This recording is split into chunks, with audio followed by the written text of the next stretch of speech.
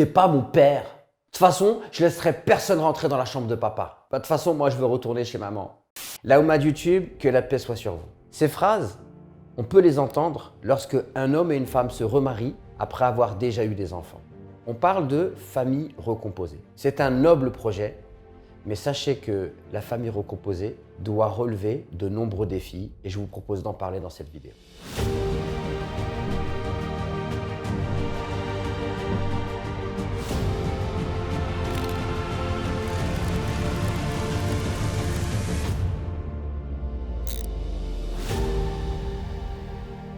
Pour commencer, j'aimerais qu'on apporte un petit éclairage religieux. Imaginons qu'une femme a une fille, elle est divorcée, et qu'un homme a un garçon et qu'il est divorcé. Si cet homme et cette femme se remarient, qu'en est-il de la fille?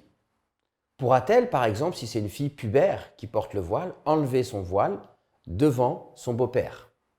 Alors oui, elle le peut, car dans ce cadre-là, son beau-père sera son mahram.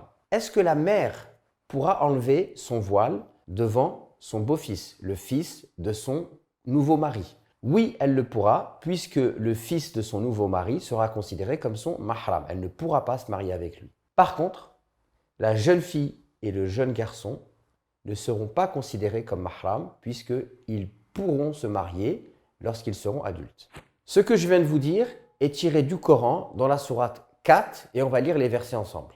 Sourate 4, versets 22-23, et n'épousez pas les femmes que vos pères ont épousées. Donc ici, c'est pour le fils. Il ne pourra pas épouser la femme de son père. Exception faite pour le passé, c'est une turpitude, une abomination et quelle mauvaise conduite. Donc là, clairement, dans le verset 22, c'est le cas du fils qui ne peut pas épouser la femme que son père a épousée.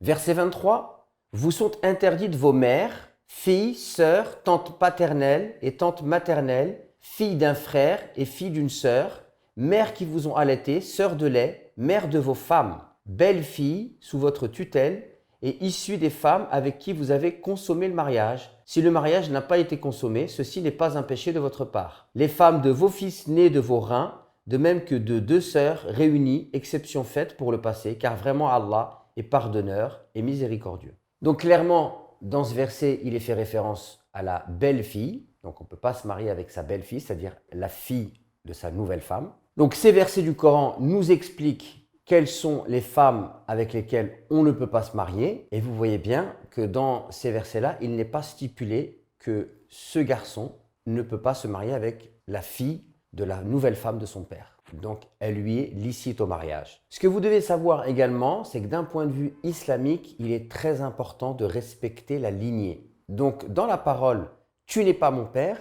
il y a une parole de vérité, puisque le Coran nous demande de respecter la lignée. C'est un fondement islamique extrêmement important. Donc, si une femme a des enfants et elle se remarie avec un homme, elle ne doit surtout pas inviter les enfants à appeler son nouveau mari papa. Et elle doit respecter le fait que ses enfants ont un père. Le respect de la lignée est extrêmement important. Et l'homme également ne doit pas accepter de se faire appeler papa par des enfants qui ne sont pas les siens et par des enfants qui ont un père. Je vous rappelle que l'adoption en islam est interdite. L'adoption dans le sens que on ne peut pas prendre un enfant qui a une lignée, lui enlever cette lignée et se l'approprier. D'accord? Je ne peux pas, par exemple, récupérer un orphelin et lui donner mon nom de famille.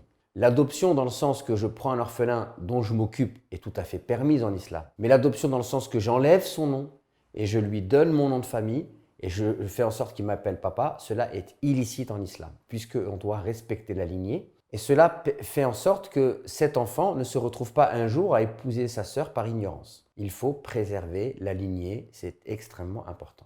Se lancer dans un projet de famille recomposée est quelque chose de tout à fait noble et ambitieux. Mais sachez tout de même que c'est un projet extrêmement périlleux. Donc il faut absolument préparer le terrain. Et avant de se marier, il faut tout d'abord en parler avec les enfants. Il faut expliquer aux enfants ce qui va se passer. Il faut rassurer les enfants. Il faut expliquer aux enfants que leur papa restera leur papa, que leur maman restera leur maman.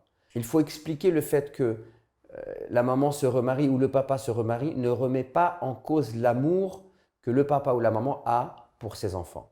Il faut pouvoir aborder la question avec eux en toute sérénité. Il faut écouter les enfants, écouter leurs peurs, leurs craintes, les laisser s'exprimer librement, chercher à les rassurer. Et même avant de se marier, il faut donner aux enfants le temps de rencontrer le futur conjoint ou la future conjointe. Et une fois qu'on a fait ce travail avant le mariage avec les enfants, alors il y a un autre travail qui va commencer et là c'est avec le futur partenaire.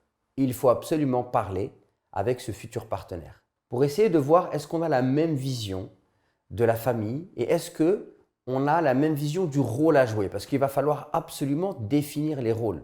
Comment, par exemple, le futur mari va se comporter avec les enfants de sa future femme en termes d'autorité. De voir aussi si les règles de vie instituées à la maison et la manière de fonctionner du mari ou de l'épouse sont compatibles. Et plus vous allez faire ce travail avant le mariage de clarification, de dialogue et même d'aller parler de certaines choses qui relèvent de détails, comment tu organises les sorties, comment tu organises les loisirs, les visites, comment tu te positionnes par rapport à l'autorité, comment tu sanctionnes les enfants. Plus vous allez parler de cela, plus vous allez détailler ces choses-là et plus vous allez pouvoir vous rendre compte, est-ce que vous êtes finalement assez proches l'un de l'autre ou plutôt que vous avez des conceptions totalement éloignées l'une de l'autre et auquel cas ça va être extrêmement difficile de faire fonctionner cette famille recomposée. Je rappelle que le projet de famille recomposée est un projet noble, mais c'est un projet ambitieux et périlleux. Et donc ça demande à la fois chez l'homme et chez la femme d'avoir du recul, d'avoir une certaine forme de maturité, d'avoir de la sagesse.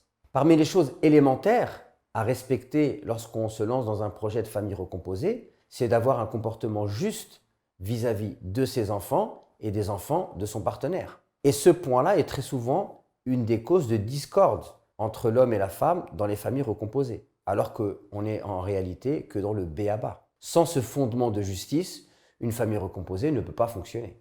Sachez que si vous avez des enfants adolescents, il arrive souvent que les adolescents se rebellent vis-à-vis du nouveau conjoint.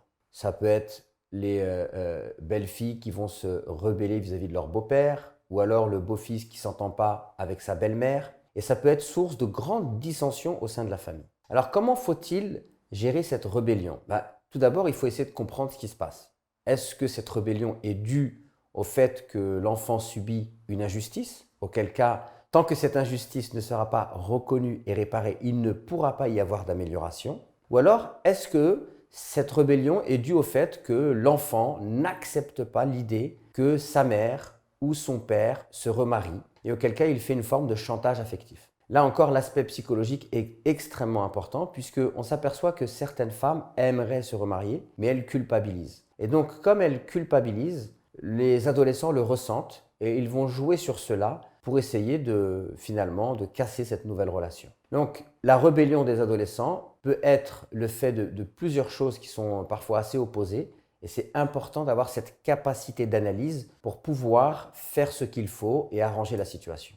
En tout cas, retenez une chose très importante, il faut absolument être dans l'écoute et le dialogue car sans cela, il est très difficile de faire fonctionner une famille recomposée.